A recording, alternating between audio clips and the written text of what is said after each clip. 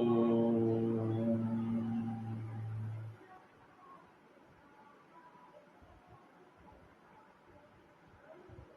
கஜானனம் பூதகணாதிசேவிதம் கபித்தஜம்பூ ஃபலசாரபக்ஷிதம்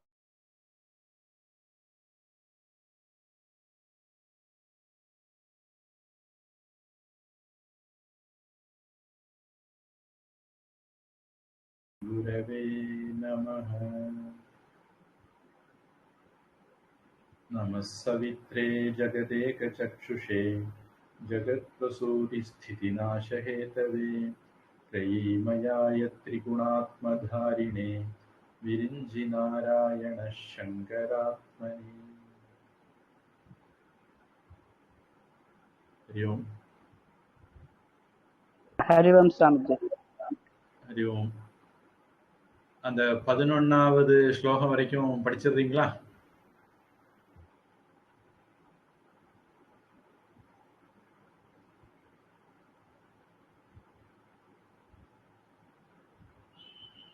படிக்கட்டுமா சுவாமிஜி?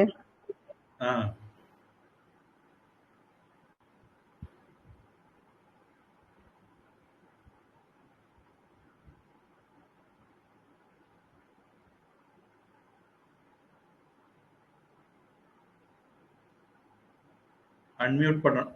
உங்க மைக் மியூட்ல இருக்கு. சரி, முதல்ல இருந்தே வசனம். சரி சுவாமிஜி.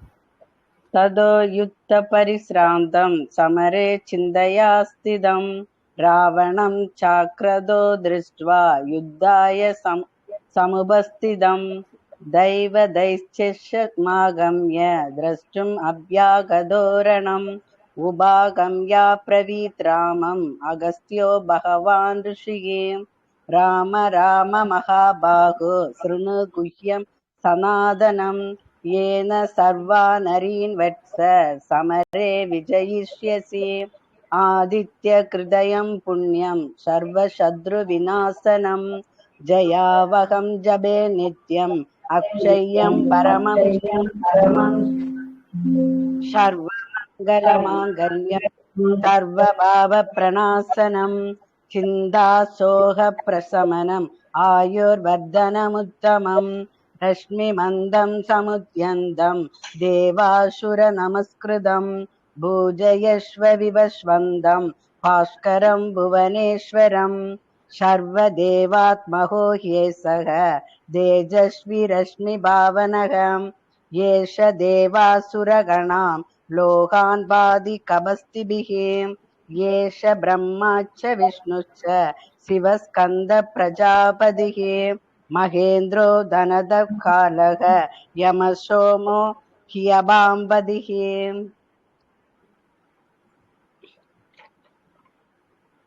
पितरो वसवशाद्याः ह्यस्मिनौ मरुदो मनुः वायुर्वह्निः प्रजाप्राणः ऋदुहर्ता प्रभाकरः आदित्यशविदा सूर्यः कः पूषा कवस्तिमान् सुवर्णसदृशो पानोर्हिरण्यरेदा दिवाकरः हरितस्वसहस्रार्चिः शब्दशब्दैर्मरीषिमान् तिमिरोन्मदन शम्भुः दोष्टा मार्ताण्ड अंशुमान्.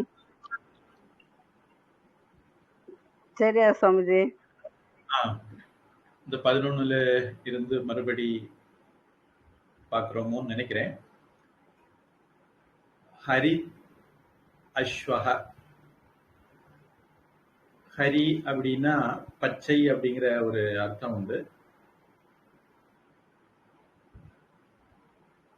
பச்சை குதிரைகளை உடையவர் அப்படிங்கிறது ஒரு அர்த்தம். ஹரி அப்படின்னா இளமையான அப்படிங்கிற ஒரு அர்த்தமும் இருக்கு.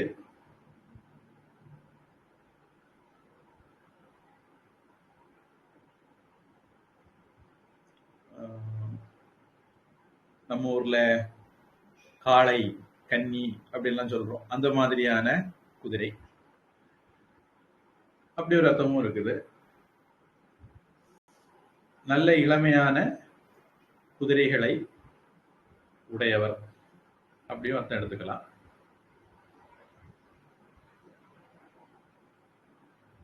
சூரியன் தான் இந்த உலகத்தை பச்சை பசேல்னு வச்சிருக்கிறவர், மழையை தந்து, அதனாலையும் அப்படி சொல்லலாம்.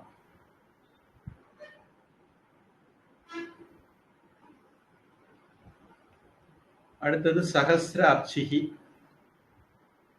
சகஸ்ர அப்படிங்கிறது 1000 அப்படின்னு தான் அர்த்தம் தரணும்னு கிடையாது. புருஷ சூக்தத்துல சகஸ்ர சீருஷா புருஷக சகஸ்ராட்ச சகஸ்ரபாத் சபூமி விஸ்வதோ விருத்வா அந்த மாதிரி போகும்போது 1000 தலைகள், 1000 கண்கள், 1000 முகங்கள்னு சொல்றதை விட ஆயிரக்கணக்கான தலைகள், ஆயிரக்கணக்கான முகங்கள், ஆயிரக்கணக்கான கைகள், ஆயிரக்கணக்கான கால்கள்னு சொன்னா அர்த்தம் நல்லா இருக்கும். அதாவது எந்தெந்த முகம் இருக்குதோ அதெல்லாம் அவருடைய முகம், எந்தெந்த கால் இருக்குதோ அதெல்லாம் அவருடைய கால், எந்தெந்த கை இருக்குதோ அவருடைய கை.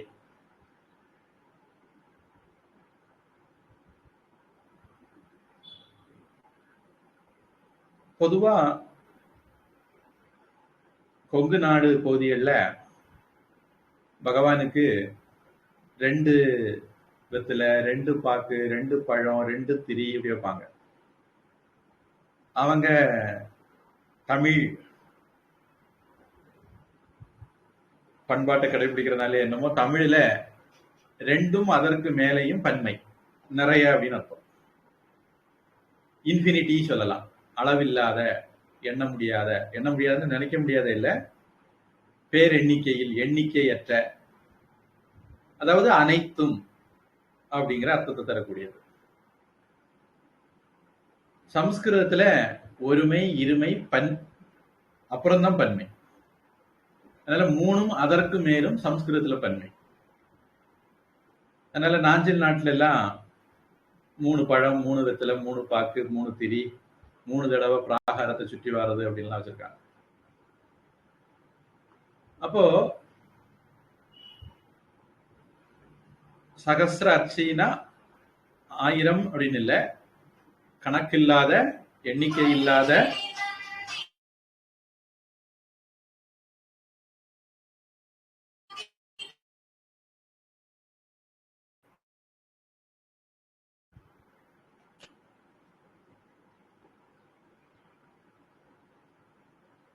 அர்ச்சிகி அப்படின்னா ஒளிக்கட்டைகள் சொல்லலாம், ஜுவாலைகள் சொல்லலாம்.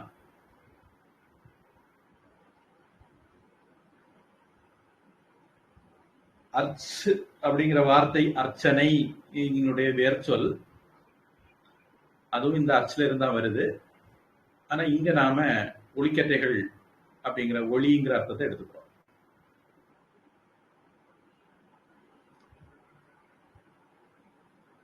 விஷ்ணு சகஸ்ரநாமம், லலிதா சகஸ்ரநாமம் அந்த மாதிரி சொல்லும் போது 1000 நாமம் மட்டும் அந்த புத்தகத்துல இருக்கிறதுனால நமக்கு 1000 நாமம் தான் உண்டு, நம்ம தப்பா எடுத்துக்க கூடாது.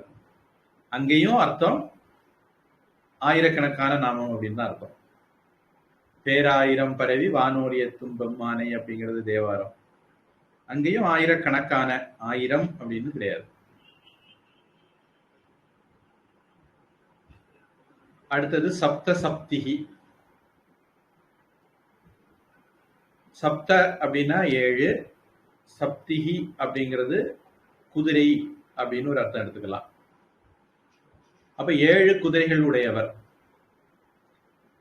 இந்த 7 குதிரைகள் என்னது? 7 குதிரைகள் எதனுடைய உருவகம் அப்படின்னா, ஒண்ணு வைதிக பாரம்பரியப்படி அர்த்தம் எடுக்கிறதா இருந்தா வேதங்கள் 7 சந்தஸ்களால ஆனது. உபநயனம் பண்ணவங்க காயத்ரி சந்தியாவந்தனம் பண்ணும்போது அதுல சொல்லுவாங்க, பூராதி சப்த வியாகிருதீனாம் अत्रि भृगु कुत्सवसिष्ठ गौतम काश्यपाङ्गीरस ऋषयः गायत्री उष्णिकनिष्ठु बृहती पंक्ति त्रिष्टु जगत्यकचन्ता हुंसी अग्निवायु अर्कवागीश वरुण इंद्र विश्वे देवा देवताः. இது 7 சப்த வியாகிருதிகளுக்கும் 7 ரிஷிகள், 7 சந்தஸ், 7 தேவதைகளை சொல்லுவாங்க. அதனால 7 சந்தஸ்கள் அப்படிங்கிற குதிரையில தான் வேதங்கள் பயணிக்குங்கிறதுனால அப்படியும் எடுத்துக்கலாம். 7 சந்தஸ்களே 7 குதிரைகளாக உடையவர். இல்ல நவீன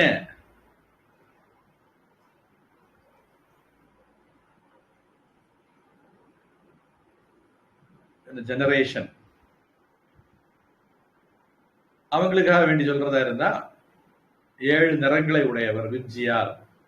அப்படியே அவருடைய ஒளியில இருந்து 7 நிறங்கள் புறப்பட்டு வருது. அதனால 7 குதிரைகள் அப்படின்னும் சொல்லலாம். அடுத்தது மரீச்சிமத்.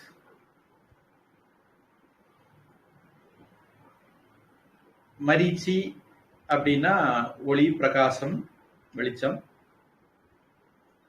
மத்து ஸ்ரீமத் பகவத்கீதை,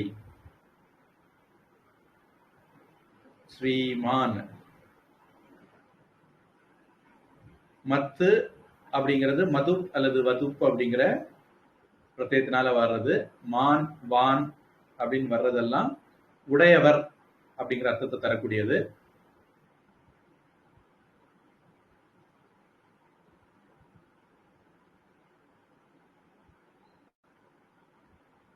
ஆஷா நாம காச்சித் ஆச்சரிய சிங்களா. ஆசைங்கிறது ஒரு அதிசயமான சங்கிலி. பத்தார் தாவந்தி,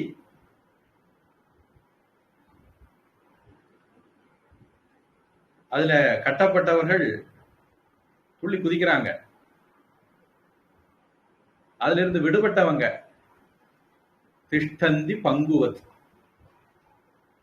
முடமானவர்கள் மாதிரி ஒரு இடத்துல நிக்கிறாங்க அப்படின்னு. பங்குவத் முடமானவர்கள் மாதிரி. இந்த வத்து முடம் உடையவர் அப்படிங்கிற அர்த்தத்தை தருது. மத்து வத்து ரெண்டுமே உடையவர்ங்கிற அர்த்தத்தெல்லாம். குணவான், தனவான், பயில்வான், அது மாதிரி ஞானவான், இது வான் வச்சு வர்றது. பக்திமான், இதெல்லாம் மான் மத்து வச்சு வர்றது. நபும்சகலிங்கத்துல மத் அப்படின்னு வரும், அல்லது வத்துன்னு வரும். ஆண்பாலா வரும்போது மான்னு வரும், பெண்பாலா வரும்போது வதின்னு வரும். குணவதி, பகவதி, அதெல்லாம். அப்ப மரீச்சி மத் ஒளிக்கற்றைகளை உடையவர், ஒளியை உடையவர், பிரகாசத்தை உடையவர். திமிர உன்மதனக. திமிரம் அப்படிங்கிறது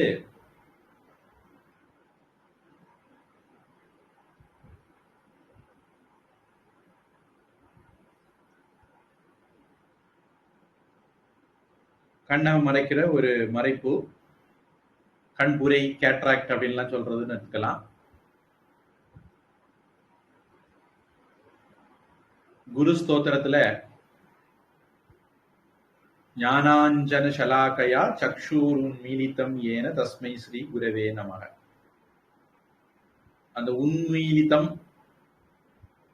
அதே மாதிரி அர்த்தத்துல உன்மதனம் அப்படிங்கிற வார்த்தைக்கு பயன்படுத்திருக்கு.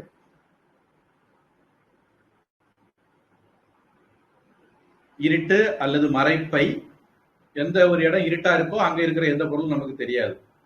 அதனால இருட்டு மறைப்பு மாதிரியும் செயல்படுது. இருட்டை, மறைப்பை உன்மத்தனம் செய்பவர்.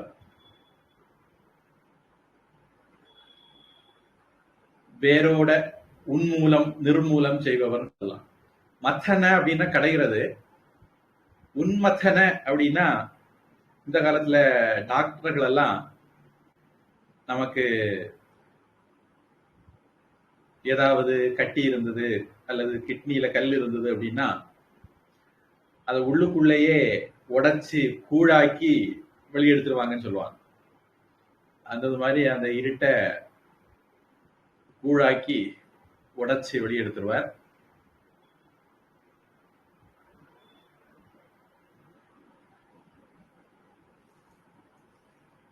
இருட்டை அழிப்பவர், மறைப்பை நீக்குபவர், திமிர உன்மத்தனக. ஷம்பு, ஷம்புஹு பல அர்த்தம் சொல்லலாம். ஷம் மங்களம் பவதி அஸ்மாத் இதி ஷம்பு. அவரிடமிருந்து மங்களங்கள் கிடைக்கிறதுனால, நல்லவைகள் கிடைக்கிறதுனால ஷம்பு. அல்லது ஷம் சுகம் பாவயதி இதி, நமக்கு சுகத்தை தர்றதுனால, அதனாலையும் ஷம்பு அப்படின்னு சொல்லலாம். அல்லாம சிவனுக்கு நாமமா இருக்கு, விஷ்ணுவுக்கு நாமமா இருக்கு, பிரம்மாவுக்கு நாமமா இருக்கு, பிரம்மனுக்கு நாமமா இருக்கு. இப்படி வேற பல அர்த்தங்களும் அதுக்கு இருக்கு. இந்த இடத்துல நான் இப்படி எல்லாம் அர்த்தங்கள் சொன்னாலும் நீங்க எப்பவுமே ஞாபகம் வச்சிருக்க வேண்டியது, மங்களத்தை தரக்கூடிய சூரியனுக்கு, சூரியன் ஒளியாக இருக்கக்கூடிய சூரியன், ஒவ்வொரு நாமத்தையும் சூரியன்ல கொண்டு முடிக்கணும். இருட்டை நீக்கக்கூடிய சூரியன், 7 குதிரைகளை உடைய சூரியன், பச்சை குதிரையை உடைய சூரியன் அப்படின்னு சொல்லிட்டு முடிக்கணும். நம்ம இப்ப ஏன்னா ஆதித்ய ஹிருதய ஸ்தோத்திரம் பார்த்துட்டு இருக்கோம். அதனால எல்லாத்தையுமே அப்படியெல்லாம் இருக்கக்கூடிய சூரியனை குறிக்குது அப்படின்னு நம்ம எடுத்துக்கணும். அடுத்தது தொஷ்டா. துவேஷதி தீப்யதி இதி, ஒளிரச் செய்யறதுனால தொஷ்டா அப்படின்னு சொல்லலாம். 11வது ஆதித்யனுக்கு பேரு தொஷ்டா, அதனாலையும் தொஷ்டான்னு சொல்லலாம். 12வது ஆதித்யனுக்கு பேரு விஷ்ணு. அல்லது சம்ஹார சமயே சர்வபூத தனூகரணாத் தொஷ்டா. இதுல பல நாமங்கள் நீங்க விஷ்ணு சஹஸ்ரநாமத்திலையும் பார்க்க முடியும். உலகம் அழியும் போது எல்லா உயிர்களையும், ஸ்தூலமாக இருக்கக்கூடிய உயிர்களை எல்லாம், பருப்பொருளாக இருக்கக்கூடிய உயிர்களை எல்லாம் சூக்ஷ்மமாக மறையக்கூடியவையாக செய்யறதுனால, தனூகரணம்னா மெலிய செய்கிறது, மறைக்கிறது, அதனாலையும் தொஷ்டா அப்படின்னு சொல்லலாம். மார்த்தண்டக, சில புத்தகங்கள்ல மார்த்தாண்டகன்னு இருக்கு. மிருத அண்டம் மார்த்தாண்டம்னு ஆச்சுது அப்படிங்கிற ஒரு கதை இருக்கு. நம்ம ஏற்கனவே சூரியன் பத்தி பார்க்கும்போது அந்த கதையை பார்த்தோம்னு நினைக்கிறேன்.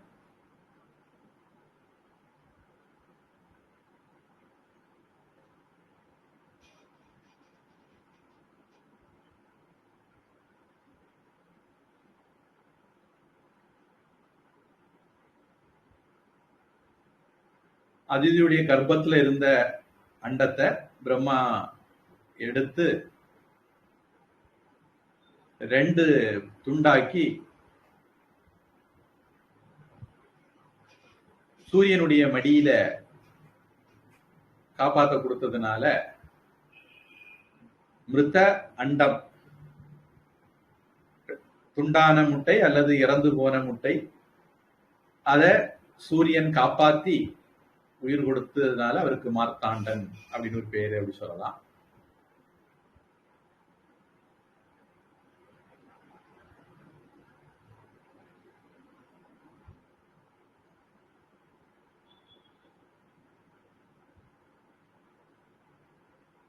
அம்சுமான்,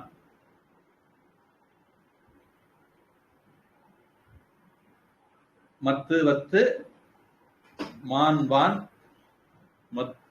மதி வதி.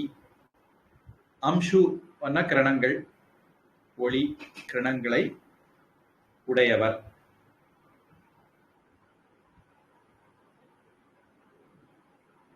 இது ஒரு முக்கியமான அர்த்தம். ஒளியை உடையவரா இருக்கிறதுனால அம்சுமான். அம்சவக வித்யந்தே அஸ்ய இதி தது அஸ்ய அஸ்தி இதி மது. மது பிரத்தியம் போட்டு வந்திருக்கு.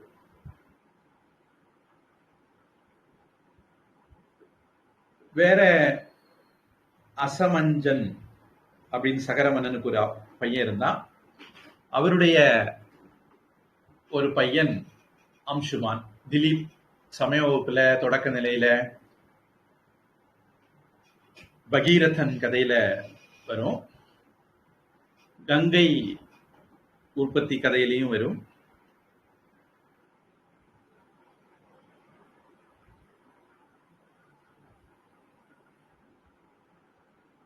சூரிய வம்சத்து ராமருக்கு மூதாதையரான ஒரு ராஜாவுக்கும் அம்சுமான்னு பேருண்டு. சகரஸ்ய அசமஞ்சஸ்து, சகரனுக்கு அசமஞ்சன் ஒரு பையன். அசமஞ்சாத் அம்சுமான், அசமஞ்சாத் அத அம்சுமான். அசமஞ்சனுக்கு அம்சுமான் ஒரு பையன். திலீபோ அம்சுமதக, அம்சுமானுக்கு பையன் பேரு தான் திலீபர். திலீப சக்கரவர்த்தி இந்த அம்சுமானுடைய பையன்.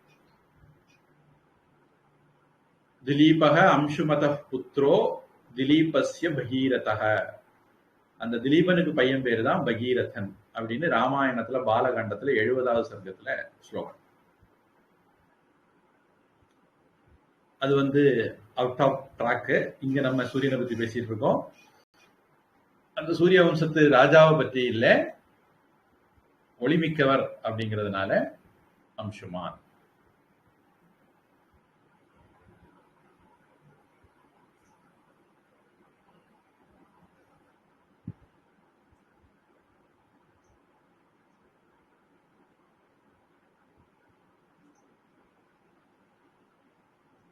பனி 2 அனுப்பிடிக்கிறீங்களா?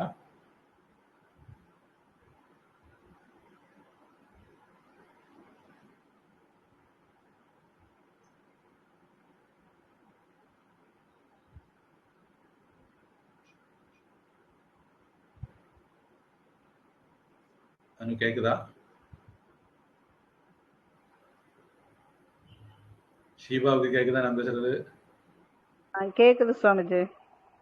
சரி, 12 படிங்க.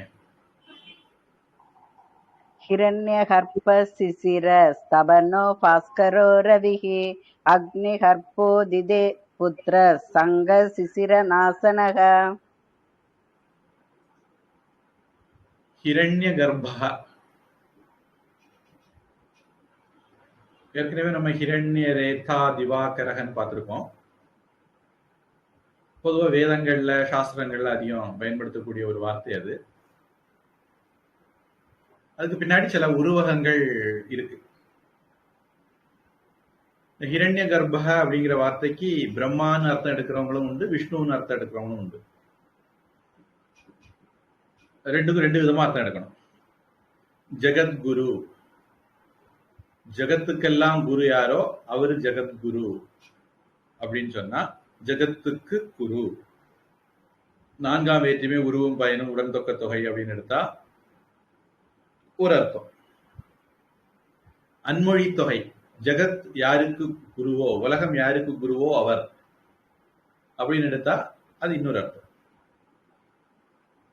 ராமேஸ்வரக, ராமகச்ச அசௌ ஈஸ்வரகச்ச, ராமனான இறைவன் அப்படின்னு ஒரு அர்த்தம் எடுக்கலாம். ராமஸ்ய ஈஸ்வரக, ராமன் யார கும்பிட்டாரோ அந்த ஈஸ்வரன் அப்படியும் அர்த்தம் எடுக்கலாம். ராமக ஈஸ்வரக எஸ்ய, ராமன் யாருக்கு ஈஸ்வரனோ அவரு அப்படியும் அர்த்தம் எடுக்கலாம்.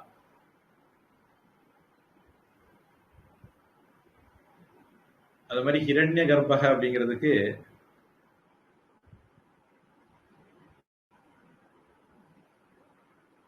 யாரு ஹிரண்யம் அப்படின்னா பொண்ணு, ஹேமம், ஹேமமயம் அண்டம், கர்ப்பக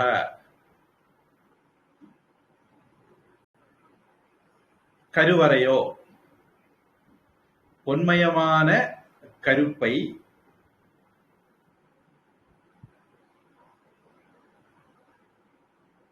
ஹேமம், ஹிரண்ய கர்ப்பம். அதை தன்னுடைய உற்பத்தி ஸ்தானமாக யாரு வச்சிருக்கிறாரோ, உற்பத்தி ஸ்தானம் அஸ்ய, அவரு. அப்படி சொன்னா பிரம்மா.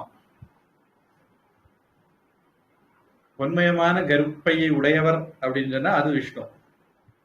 அந்த கருப்பைக்குள்ள இருந்து வந்தவர், கருப்பையை தன்னுடைய உற்பத்தி ஸ்தானமாக கொண்டவர், அந்த ஹிரண்ய கர்ப்பனிலிருந்து வந்தவர்னு சொன்னா அது பிரம்மா. இப்படி ரெண்டு விதத்திலையும் அர்த்தம் சரிதான்.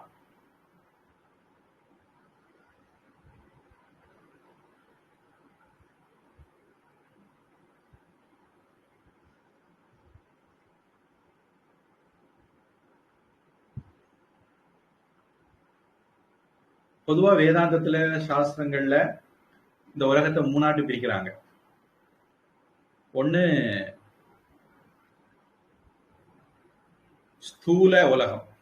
இப்ப நம்ம பார்க்கிற, நம்ம கண்ணுக்கு, ஐம்புலன்களுக்கு தெரியக்கூடிய உலகம். இது ஸ்தூல உலகம், பரு உலகம். இதுக்கு கடவுள் யாருன்னா பிரம்மா. முக்கியமா மாண்டூக்கிய உபனிஷத்துல இதை பத்தி கூடுதல் விவரம் வருது. அது மாதிரி பல இடங்கள்ல வருது. இனி இதுக்கு ஒரு சூக்ஷ்ம வடிவம் இருக்கு. இப்ப நாம கனவு காண்றோம், கனவுல வரக்கூடியதெல்லாம் சூக்ஷ்மம். ஒரு வித்து இருக்கு, வித்துக்குள்ள ஆலமரம் இருக்கு, அது சூக்ஷ்ம வடிவில் இருக்கு. அந்த மாதிரி இருக்கக்கூடிய சூக்ஷ்மமானதுக்கெல்லாம் கடவுள் விஷ்ணு. அவருக்கு ஹிரண்ய கர்ப்பர்னு பேர். பிரம்மாவுக்கு பிரஜாபதினு பேரு, விஷ்ணுவுக்கு ஹிரண்ய கர்ப்பர்னு பேர். சூக்ஷ்ம சரீரத்தினுடைய தேவதை, தெய்வம். இனி காரண நிலையில தெய்வம் யாரு அப்படின்னா ஈஸ்வரன். இந்த மாதிரி ஒரு பிரிவு பண்ணி வேதங்கள் பேசுது. அது ஒரு விதமான தியரி. வேதத்துக்கு சிருஷ்டியை பத்தி இருக்கிற உண்மையான அபிப்பிராயம் வேற. ஆனா நம்ம நிலையிலிருந்து அது பேசும்போது இப்படி ஒரு தியரிய உருவாக்கி சொல்லுது. அந்த தியரியில இப்படி ஒரு பிரிவு இருக்கு.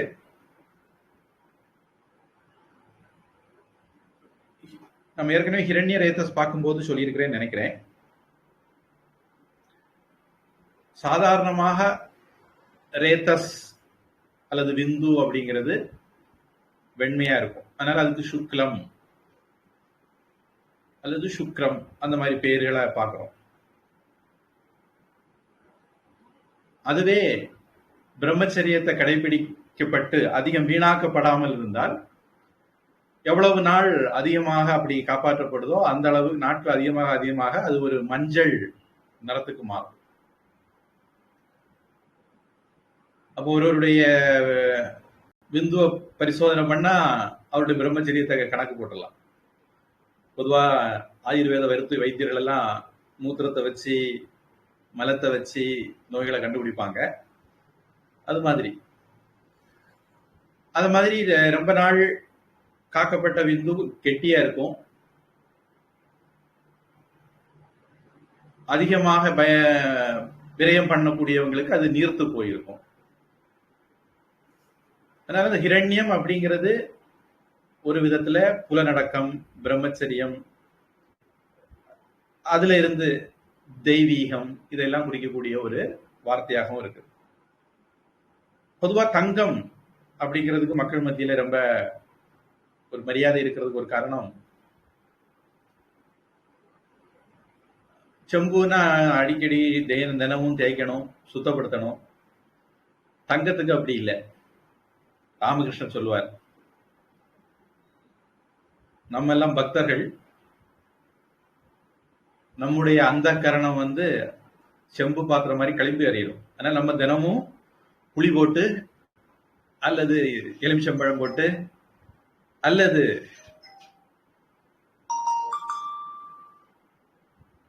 இந்த நவீன காலத்துல தாமிரகாந்தியோ அல்லது பீதாம்பரியோ போட்டு சுத்தம் பண்ணணும், தினசரி பண்ணணும். அப்ப நாம தினசரி சாதனைகள் பண்ணணும். நாம ஜபம் பண்றது, பூஜை பண்றது, தியானம் பண்றது, பகவானுடைய ஸ்தோத்திரங்களை படிக்கிறது, இந்த மாதிரி சாதனைகளை நாம தினசரி பண்ணணும். ஏன்னா நம்முடைய மனசை அழுக்கடத்திட்டே இருக்கு, அதை நம்ம சுத்தம் பண்ணிக்கிட்டே இருக்கணும். எப்படி வீட்டை தினமும் கூட்டி கூட்டி பெருக்கிறோமோ அப்படி.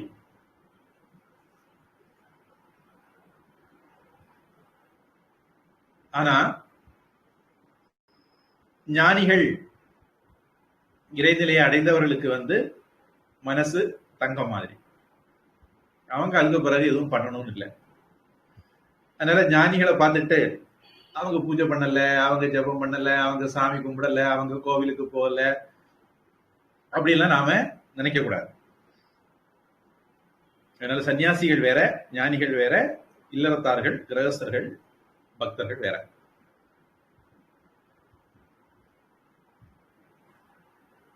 இப்போ ஹிரண்யம் அப்படிங்கிறது ஒளிங்கிற அர்த்தத்திலையும் தங்கம், தங்கம்னா குன்றாத ஒளி, மங்காத ஒளி. அப்படி எடுத்துக்கிட்டா அது ஒரு நெருப்பு மாதிரி ஜொலிக்கிற ஒளி, ஒளி. தங்க ஒளிங்கிறது ஒரு நெருப்பினுடைய நிறம் தானே. அப்போ அதனால அத ஞானம் அப்படின்னு அர்த்தம் எடுத்து, ஹிரண்யம் ஞானம் கர்ப்பே யஸ்ய, எல்லா ஞானமும் எவருள்ளே இருக்கிறதோ அவர். அப்படியும்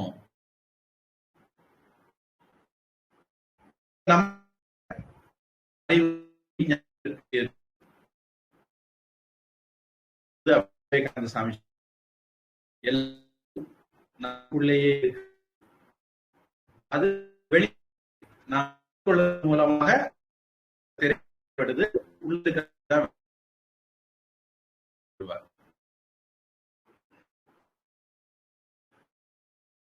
சாணத்தையும் கொண்டவர்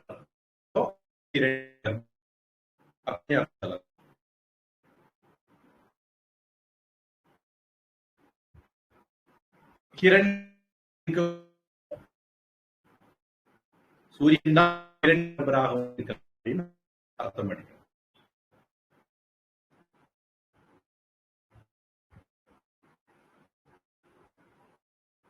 ஆங்கிலத்துல ஒரு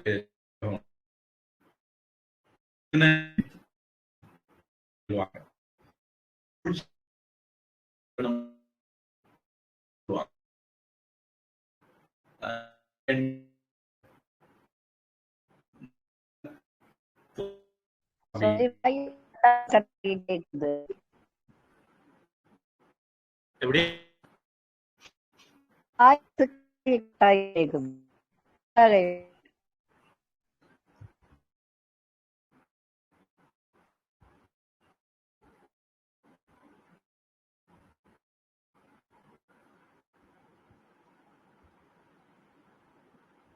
இப்ப கேக்குதா? பரவாயில்லையா?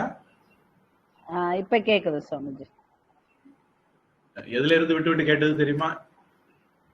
அந்த மங்காத ஒளி நெருப்பு மாதிரி இருந்தது, மஞ்சள் நிறம்னு சொன்னீங்க கடைசி ஒரு 2 சென்டென்ஸுக்கு முன்னாடிதான். அதாவது தங்கம், தங்க ஒளி அப்படிங்கிறது ஞானம் அப்படின்னு எடுத்துக்கிட்டா, ஞானத்தை தனக்குள்ளே கொண்டவர், ஹிரண்ய கர்ப்பர் அப்படிங்கிறது மாதிரியும் நாம அர்த்தம் எடுக்கலாம். சகல ஞானத்தையும் தனக்குள்ளே கொண்டவர், அப்படிப்பட்ட சூரிய பகவான். ராமாயணத்துல ஆஞ்சநேயர் சூரிய பகவான் கிட்ட படிக்க போனார், சூரிய பகவான் கிட்ட இருந்தா எல்லா வித்தையும் கத்துக்கிட்டார் அப்படின்ட்டு வருது. ஆஞ்சநேயருடைய குரு சூரிய பகவான். சூரியன் அப்படி மிகுந்த ஞானம் உள்ளவர் அப்படிங்கிறது சாஸ்திரங்கள்லயும் இருக்கு. அதனால ஹிரண்ய கர்ப்பர் அப்படிங்கிற பேரும் இருக்கு. அல்லது சூரியனாகிய பரபிரம்மே ஹிரண்ய கர்ப்பர், ஈஸ்வரன், பிரஜாபதி அப்படி மும்மூர்த்திகளாகவும் இருக்கிறார் அப்படியும் எடுத்துக்கலாம்.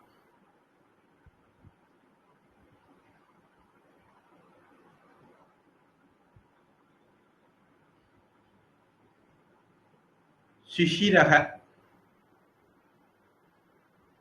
சிசிரம்னா குளிர், குளிர்காலம்.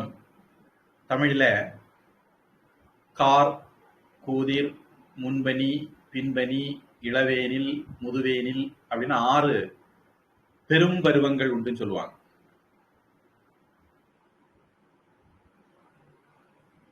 வைகரை காலை, மதியம், ஏற்பாடு, இரவு, யாமம் அப்படின்னு 6 சிறுபொழுது. கார்கூதிர், முன்பனி, பின்பனி, இளவேனில், முதுவேனில் அப்படின்னு பெரும் பொழுது. சரியான வார்த்தை சிறு பொழுது, பெரும் பொழுது. இப்படி 6 பொழுதுகள் உண்டு. அதுல குளிர்காலமான கூதிர் காலத்தை உடையவர், உருவாக்குகிறவர் அப்படிங்கிறது ஒரு அர்த்தம். இல்ல பொதுவா ஜனவரியிலிருந்து மார்ச் வரையிலான காலம் குளிர்காலம்.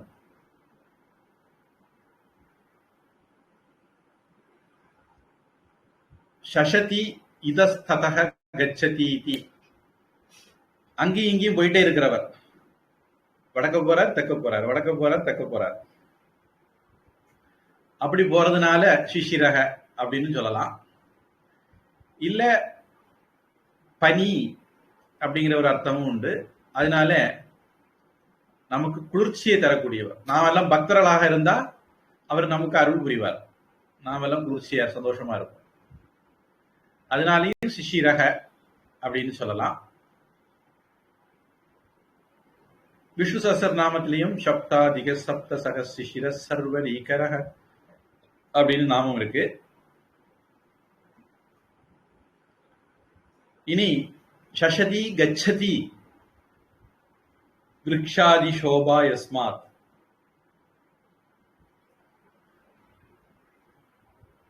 மரங்களுடைய அழகு அதனுடைய இலை, பூ, காய், கனிகளோட நிக்கிறது. இந்த குளிர்காலம் வந்ததுன்னா எல்லாம் உதிர்ந்துரும். அப்ப அதுக்கு அடுத்தது வரக்கூடிய வசந்த காலத்துல அப்படியே பூத்து குலுங்கும். அதனால தன்னுடைய அழகை மரங்கள், தாவரங்கள் எல்லாம் இழக்கிறதுனாலையும் சிசிரம் குளிர்காலம்னு சொல்லலாம். இழக்க வைக்கிறதுனால இவர் சிசிரக அப்படின்னு சொல்லலாம். இனி மாசி பங்குனி மாசங்கள். இது பொதுவா சூரியன் தான் ஒரு நாளை உருவாக்குறவர், காலத்தினுடைய தெய்வம். காலக ஏற்கனவே பார்த்திருக்கிறோம். அதனுடைய ஷேட்ஸ் ஆஃப் மீனிங் அப்படின்னு எடுத்துக்கிட்டா, ஒரு நாளை உருவாக்குற, இரவு பகல் மூலமாக ஒரு நாளை உருவாக்குறவர், அப்படி ஒரு வாரத்தை உருவாக்குகிறவர், அப்படி ஒரு மாதத்தை உருவாக்குகிறவர், அப்படி ஒரு ஆண்டை உருவாக்குகிறவர், இப்படி 60 ஆண்டு யுகங்கள் எல்லாத்தையும் உருவாக்குகிறவர் அவர். அதனால சிசிரக குளிர்காலத்தை உருவாக்குகிறதும் அவர் தான் அப்படிங்கிறதுனாலையும் சொல்லலாம். அடுத்தது தபனக, குளிர வைக்கிறவரும் அவர் தான், தகிக்கிறவரும் அவர் தான். இது ஒரு விதமான அர்த்தம். பயங்கரவாதிகளை தவிக்க செய்பவர். எப்படி யோகி ஆதித்யநாத் சிம்ம சொப்பனமாக பயங்கரவாதிகளுக்கு இருக்காரோ அது மாதிரி நல்லவனுக்கு நல்லவன், கெட்டவனுக்கு கெட்டவன் சொல்லுவாங்கல்ல, அது மாதிரி சிசிரக அதுவும் அவர் தான், தபனக அதுவும் அவர் தான். சிசிரக அப்படின்னாலும் சூரியன் தான் அர்த்தம், கடைசி அர்த்தம். தபனக அப்படின்னாலும் கடைசி அர்த்தம் சூரியன் அப்படிங்கிறது தான். பொதுவா சில ப்ராசஸுக்கு சூடு தேவை, சில ப்ராசஸ்ல சூடு உருவாகும்.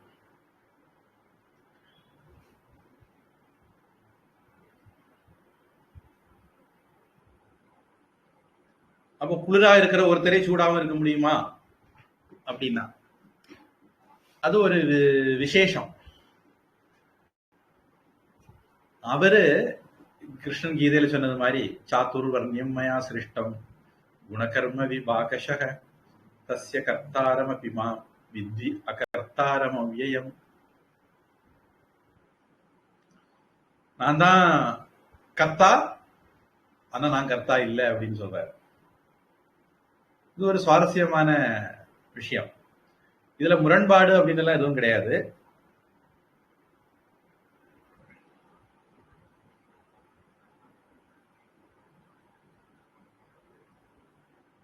நம்ம நெருப்புல விரல வைக்கிறோம், நம்ம வைக்க மாட்டோம், தெரியாம வச்சுட்டோம், சுடுது. உடனே நெருப்பு கிட்ட, ஏய் நீ எப்படி என்ன சுடலாம்? நெருப்பு சொல்லு, நான் சுட்டனா, நான் சும்மா இருக்கேன் அப்படின்னு சொல்லும். இல்ல உன் மேல விரல வச்ச போதுதான் சுட்டுது. ஆமா, என் மேல விரல வச்சா சுடத்தான் செய்யும். அப்ப நீ தானே சுட்ட அப்படின்னு. நான் சுடல. அப்போ நெருப்பு சுட்டுதானா ஒரு கவனத்துல அது சுட்டுது. நெருப்பா நம்மள சுடணும் சுட்டுதானே இல்ல. நெருப்பை தொட்டா சுடும், ஆனா நெருப்பு நம்மள தேடி வந்து சுடாது. அது கர்த்தா இல்ல. அதுக்கு நம்மள வந்து சுடணும், வாய்க்கா வரப்பு தகராறா, வேலி தகராறா, குடும்ப தகராறா ஒண்ணும் கிடையாது. அது நம்மள தேடி வந்து சுடாது, நம்ம அதுகிட்ட போனா சுடும். அது மாதிரி சூரியன் நம்ம பக்கத்துல இருக்கும்போது சுடுறது மாதிரி இருக்கு, நம்மளை விட்டு தள்ளி இருக்கும்போது குளிர்றது மாதிரி இருக்கு. அவரு நம்மளை சுடவும் இல்லை குளிரவும் இல்லை, நம்ம அவருக்கு கிட்ட இருக்கிறோமா தள்ளி இருக்கிறோமாங்கிறத பொறுத்துதான் நமக்கு சூடும் குளிரும் வர்றது. அதனால அவரு இதுக்கு உத்தரவாதி கிடையாது, அவரு இதுக்கு பொறுப்பு கிடையாது. நமக்கு அப்படி தோணுது.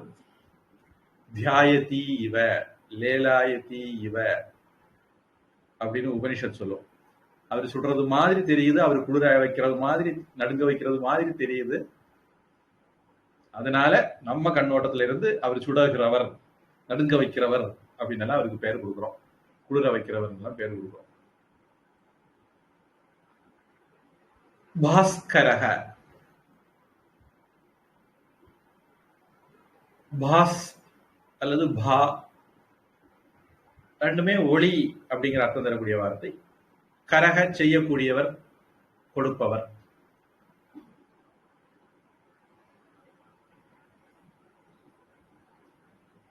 இது பொது ஒளியை தரக்கூடிய சூரியன், ஒளியை கொடுக்கக்கூடிய சூரியன், இது பொதுவான அர்த்தம். இந்த பாஸ்கரர்னு பேர்ல ஒரு வானவியல் அறிஞர் நம்ம நாட்டில் இருந்திருக்கிறார். அதே மாதிரி பிரம்மசூத்திரத்துக்கு பாஸ்கர பாஷ்யம் அப்படின்னு ஒண்ணு இருக்குது, இருந்திருக்குது. பேதாபேதவாதம் அப்படிங்கிறது அவருடைய கொள்கை. ஒற்றுமையில் வேற்றுமை, அந்த கோமாளித்தனம் தான் பேத அபேதவாதம். அதனால இந்தியா நாசமா போச்சு.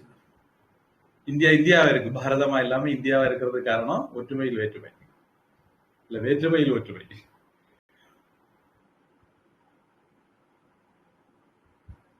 இவரு அநேகமா 7ஆம் நூற்றாண்டுல வசிச்சிருக்கலாம்.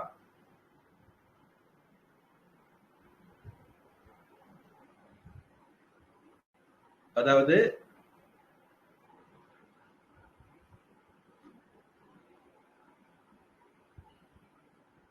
சங்கரர்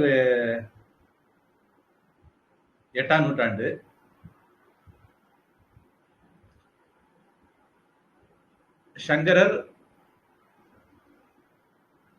சங்கரருக்கு பிறகு அநேகமா பாஸ்கரர் வந்திருக்கலாம். அதுக்கு பிறகு ராமானுஜர் இந்த பாஸ்கரருடைய இதை கண்டனம் பண்றார். சங்கரருக்கும் இடையில இந்த பாஸ்கரர் வந்திருக்கலாம். இன்னொரு பாஸ்கரர் 7வது நூற்றாண்டுல வந்திருக்கலாம். சங்கரரை பொதுவா நம்ம 8வது நூற்றாண்டுன்னு சொல்றது, 8 அல்லது 9வது நூற்றாண்டு சொல்றது.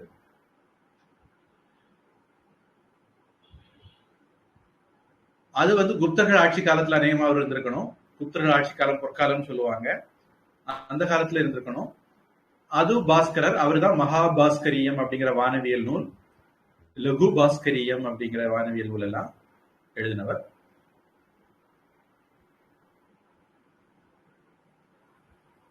தென்னிந்தியாவில 15வது நூற்றாண்டு வரைக்கும் அவருடைய நூல்கள் பயன்படுத்தப்பட்டதா தெரியுது.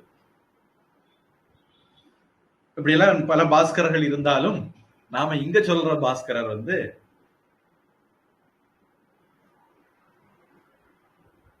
சூரிய பகவான், ஒளியை கொடுக்கிறவர். நான் எனக்கு சில சமயங்கள்ல ஞான ஒளி வேணும்னா தேனி ஆசிரமத்து பிரம்மச்சாரி பாஸ்கரன் இருக்காரு, அவரை கூப்பிட்டு கேட்பேன், இதை பத்தி ஏதாவது தகவல் கூடுதல் தெரியுமா அப்படின்னு. அப்படி பல பாஸ்கர்கள் ஒரு இடத்துல இருக்கலாம். இது ஒளியை கொடுக்கிற சூரியனை இந்த இடத்துல பாஸ்கரக அப்படின்னு சொல்றோம். அடுத்தது ரவிஹி. சூரியன் அப்படிங்கிறது அர்த்தம். ரூயத்தே ஸ்தூயத்தே இது ரவிஹி. எல்லாரும் அவரை புகழ்றாங்க, அதனால அவருக்கு ரவி அப்படின்னு பேர். அஞ்சில் நாட்டுல இரவி புதூர் கடை,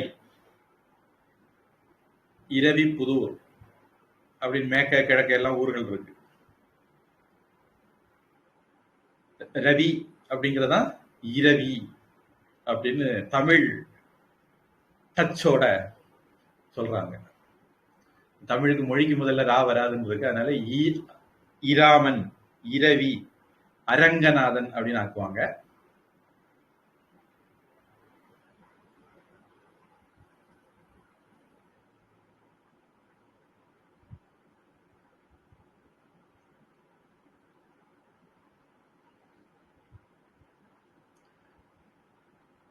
ரவிகி சூரியன். அடுத்தது அக்னி கர்ப்பா, அக்னியை தன்னுடைய கர்ப்பத்தில் கொண்டவர் அப்படி ஒரு அர்த்தம் எடுக்கலாம்.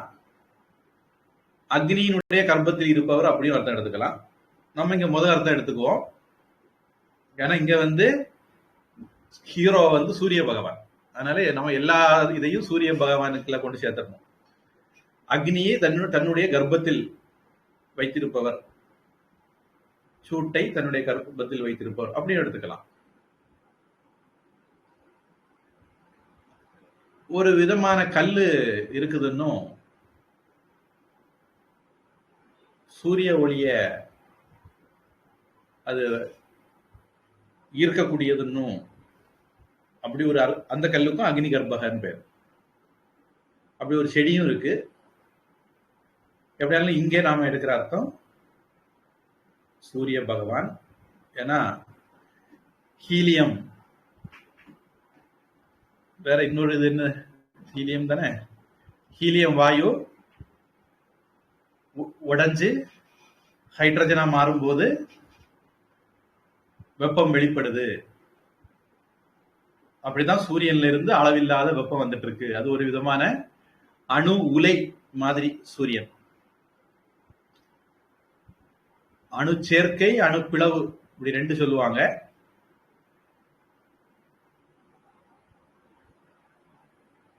அதுக்கு ஆங்கிலத்துல ஃபியூஷன், ஃபிஷன் அப்படின்னு நினைக்கிறேன். ரெண்டு ப்ராசஸ் இருக்கு.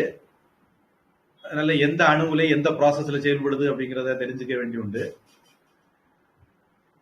எப்படியெல்லாம் ஹீலியம் அணு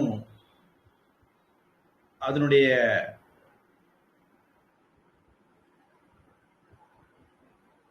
அணுவை இழக்கும் போது ஹைட்ரஜனா மாறும். இந்த ப்ராசஸ்ல சூரியன்ல இருந்து வெப்பம் வருது அப்படின்னு எனக்கு சின்ன பிள்ளையில படிச்ச ஞாபகம். தப்பா இருந்தா திருத்திக்கிங்க.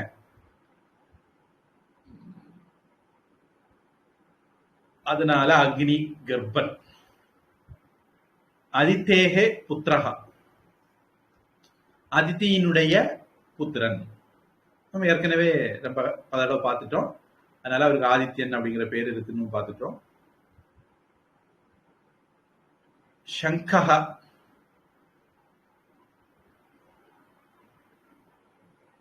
பொதுவா சங்கஹா அப்படின்னா சங்கு அப்படின்னு அர்த்தம். ஊதுறதுக்கு பயன்படுத்துறோம். அப்புறம்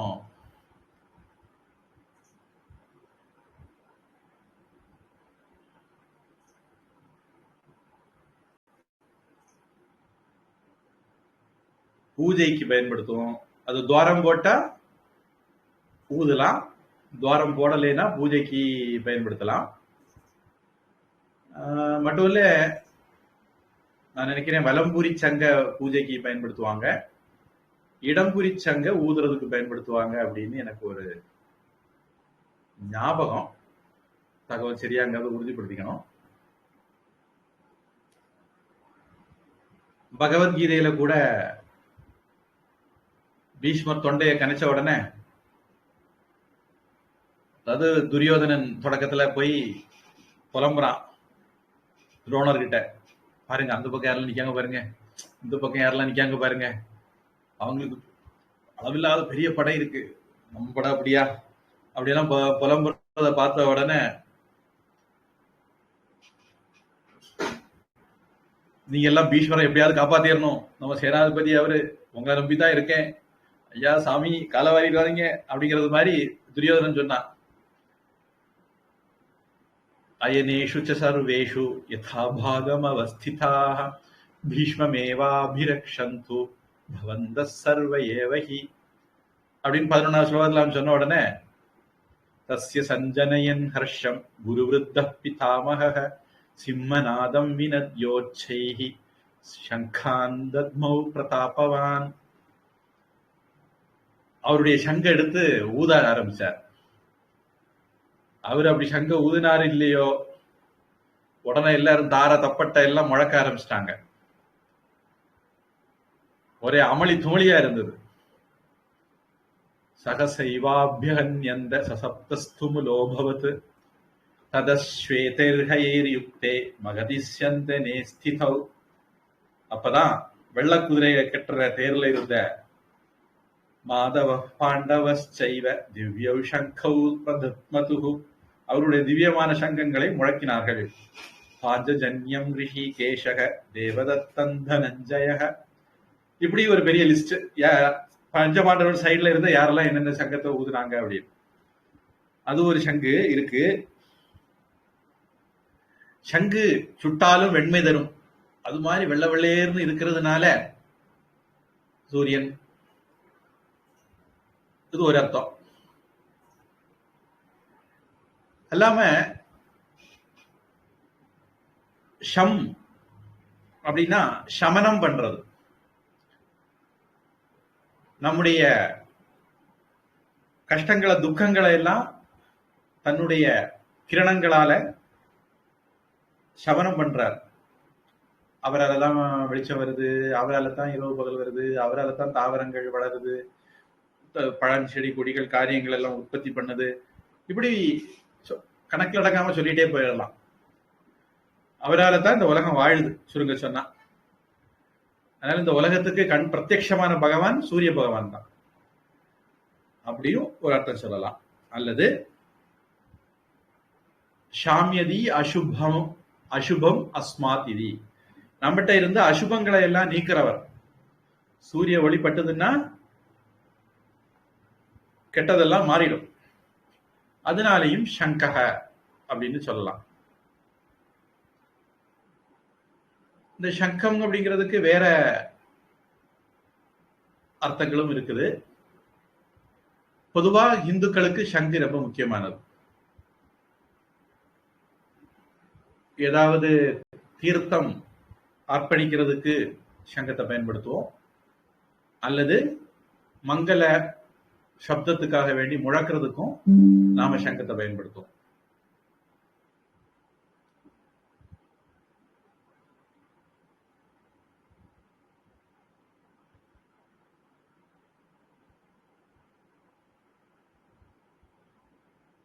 அப்புறம் சங்கபாலன் நினைக்கிறேன், ஒரு நாகராஜா, அஷ்ட நாகங்கள்ல ஒரு நாகத்துக்கு பேரு, அதுவும் ஒருத்தர் இருக்கார். குபேரனுடைய செல்வத்துக்கும் சங்க நிதி பதும நிதி அப்படின்னு இருக்கு. அங்க சங்கம்னு வரும்போது பெரிய எண்ணிக்கை. பெரிய எண்ணிக்கைன்னா எவ்வளவு பெருசு? 100 பில்லியன் பெருசுக்கு நாம வச்சிருக்கிற ஒரு பேரு சங்கம் அப்படின்னு. ஏற்கனவே பத்மம் அப்படிங்கிறதுக்கு பார்த்தோம்னு நினைக்கிறேன்.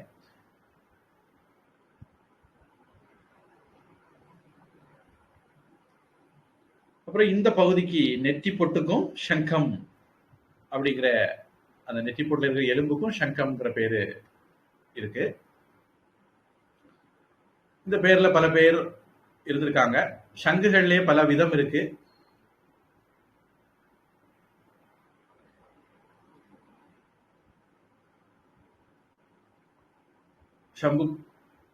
சங்குகளுக்கு பல பேர் இருக்கு.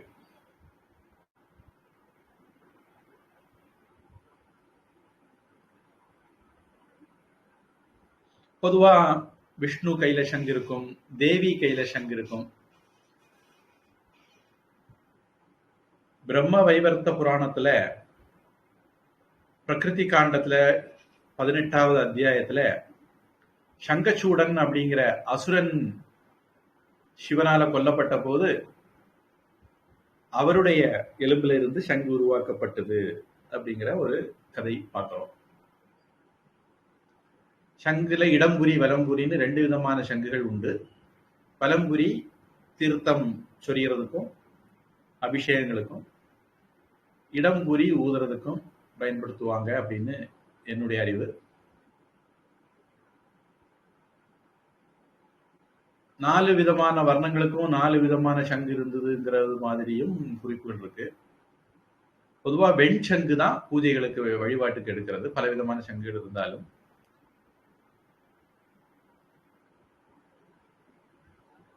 இந்த சங்குல வெள்ளத்தை வச்சு அபிஷேகம் பண்ணா அதனுடைய புனிதத்தன்மை அதிகப்பட்டதாக நம்பிக்கை.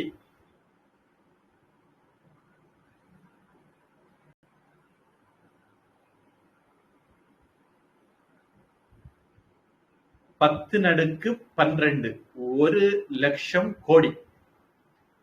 நம்ம 2G ஊழல் இல்ல தமிழ்நாட்டுல டாஸ்மாக் ஊழல் எல்லாம் சொல்லணும்னா இந்த மாதிரி நம்பர்களை தான் சொல்லணும். 10 நடுக்கு 12க்கும் சங்கம் அப்படின்னு பேரு. அஸ்ட்ரானமிக்கல் ஃபிகர்னு சயின்ஸ்ல சொல்லுவாங்க. அந்த மாதிரி சொல்றதுக்கு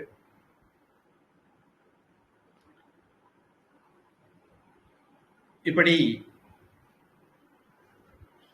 சங்க பத்தி பல விஷயம் இருந்தாலும் இந்த சங்க வச்சு ஒரு கதையும் இருக்கு. அது வேணுமா வேண்டாமான்னு நீங்க தான் முடிவு பண்ணணும். நம்ம கதையில இருந்து சூரியன் விஷயத்துல இருந்து விலகி போற ஒரு கதை அது. துளசி, நம்ம வழிபாட்டுக்கு எடுக்கிறமே துளசி செடி, அந்த துளசி செடியோடைய கதையோட சம்பந்தப்பட்டது இந்த சங்கச்சூடன் எல்லாம். எப்படியானாலும் இங்க நம்முடைய துன்பங்களை சமனம் செய்யறதுனால சூரியனுக்கு சங்கக அப்படின்னு பேரு சொல்றோம்.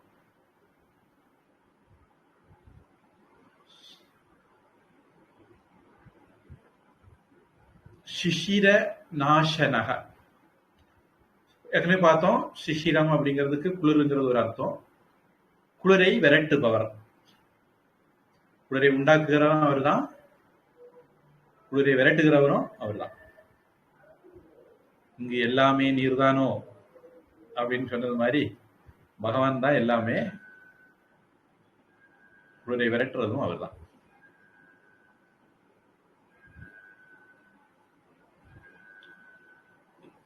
இதுவரையிலும் உள்ளதுல யாருக்கு ஏதாவது கேள்வி இருந்தா கேட்டுக்கலாம்.